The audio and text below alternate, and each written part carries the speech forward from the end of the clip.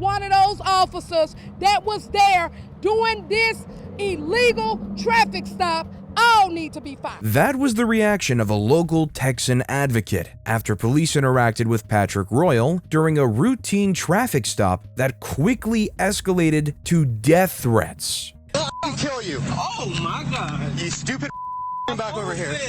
Get on the Apparently, this incident occurred a few days before Christmas on December 22nd, 2022 in Jersey Village, which is about 20 minutes outside of Houston. Royal said he was on his way home for a lunch break when he was stopped for having a faulty brake light. It barely lights up. But you know what, though? You can't see it. You know? Of course, as the news has seemed to insinuate time and time again, black people, especially black men, are often disproportionately targeted by police. And Royal, a black man, may have had reason to be wary of these cops, specifically because one of them was quick to threaten to pepper spray him. Well, then undo your seatbelt and step out. Okay.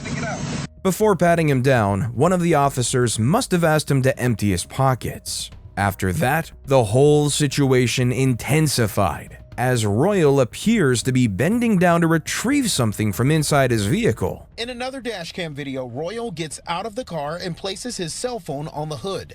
As the second officer is behind Royal, that's when a scuffle starts, and the first officer is seen pointing his weapon at Royal's head. It isn't obvious from the footage if there were other people around, but there very well could have been. In that case, the officers were not only motivated to protect themselves, but they also had the duty to protect civilians that could have been harmed by a weapon if Royal were to produce one. In fact, the Law Enforcement Code of Ethics even states that, as a law enforcement officer, my fundamental duty is to safeguard lives and property, to protect the innocent against deception, the weak against oppression or intimidation, and the peaceful against violence or disorder, and to respect the constitutional rights of all to liberty, equality, and justice. But as for Royal, he recounted the events of that day as follows. Put me in a full Nelson. The officer ran around the car, put the gun to my head, said I'll kill you. After that, it went all bad. They threw me on the ground. My knees scarred up, had me in a cop car, ran through my car, vandalized it, didn't find nothing. It was just all unnecessary. However, a closer look at the body cam shows that Royal was just grabbing for his phone, which was falling off the roof. Nevertheless, it isn't clear whether the officers saw that, especially the one who actually pointed a weapon at him. He may have still been behind the vehicle when it happened, meaning that maybe all he saw was Royal duck down for something. Either way, Royal has garnered many supporters, including Dr. Candace Matthews, who was the woman speaking at the start of this video. This is why you need to do away with qualified immunity.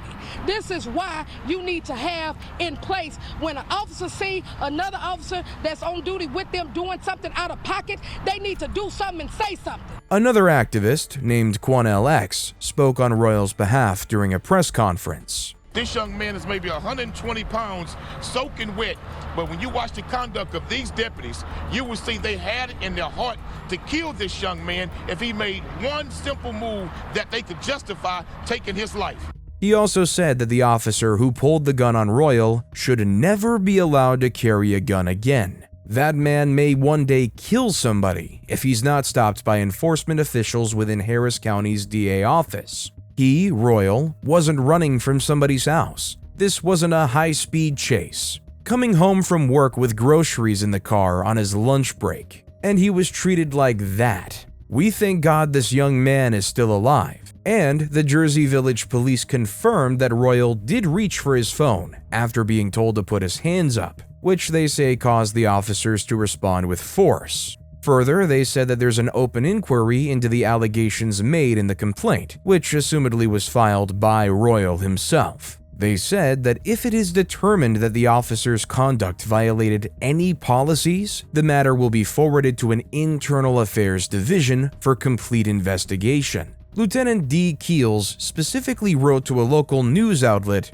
"We are aware that only a 30-second clip of the traffic stop was released to the news media today. This does not provide your viewers the full account of what occurred during this traffic stop, nor does it depict the actions of the driver pulling away from an officer and attempting to reach into the vehicle. This was captured on in-car dash camera video. It makes you wonder what else there is to the story. Hopefully for the officers or Royal's sake, that will be discovered and released soon. Just like the public statements, the comment section of the footage also reflects mixed reactions to the incident. Some condemn the police, but others opine that the aggressive action was necessary based on the pure fact that Royal appeared to be resisting, whether he was just reaching for a phone or not. Whatever the result of this matter will be, the incident obviously had a lasting effect on Royal. You got anything like here that I need to worry about? Search car? No. Any search car? No, sir. For what? I didn't do nothing wrong for you to search the car. Just asking. Undo your seatbelt, because we don't know if you're hiding weapons, guns, grenades, anything, man. Don't do it, man. Y'all, man. In October 2020, two police officers, Officer McKenzie and Officer Tucker, pulled over a man, Kary Jarvis, in Daytona Beach, Florida. The stop started out pretty tame with no drama whatsoever. Whilst the reason for the stop was never mentioned, the cops said that they were only going to issue a warning ticket, which is where the stop should have ended. You got anything like here that I need to worry about? No, sir. Search car? No. Any search car? No, sir. For what? I didn't do nothing wrong for you to search the car. However, the cop issuing the ticket went on to ask him whether they could search his vehicle, to which Kary Jarvis said no, as they already told him that he had not committed any crime, and so the search was unwarranted. But that didn't stop the police pushing for the search to happen, with one of the officers even accusing him of possibly having weapons or grenades in the car, a sharp escalation from the warning ticket he was given seconds earlier. Undo your seatbelt, because we don't know if you're hiding weapons, guns, grenades, anything, man. After a mild verbal altercation, Jarvis gets out of the car with the stipulation that he can watch them do the search, but the police were not going to allow him to do so. Jarvis jumps back into the driver's seat of his car, and whilst one of the cops is grabbing onto him to try and pull him out, Jarvis hits the gas, speeding off down the road, all whilst the cop is still attached to him and his car. And McKenzie comes to the driver's side. Jarvis asks to speak to someone else twice. He never consents. When officers say he can't watch the search, Jarvis gets back in the car and officers try to pull him out. Don't do it, man. Y'all, man. Jarvis punches the gas. Officer McKenzie falls to the ground. The second cop managed to climb into the car, and after trying to grab at Jarvis, Jarvis crashed his car into a ditch, leading to his arrest. Then Jarvis crashes into a ditch. He was later charged on 3 felony charges, 2 counts of battery on a law enforcement officer and aggravated fleeing. A bond wasn't set, and Jarvis spent 369 days behind bars. Upon reaching his court date, the judge immediately took his side, saying that Mr. Jarvis was unlawfully detained after his first denial of consent, and went on to say that had the officers allowed Mr. Jarvis to leave, as he was entitled to, no one would have gotten hurt. The injuries resulted from the officers' own illegal activity. The state dropped the charges against Jarvis, but by this point, he had already lost a year of his life to the wrongdoings of these police officers.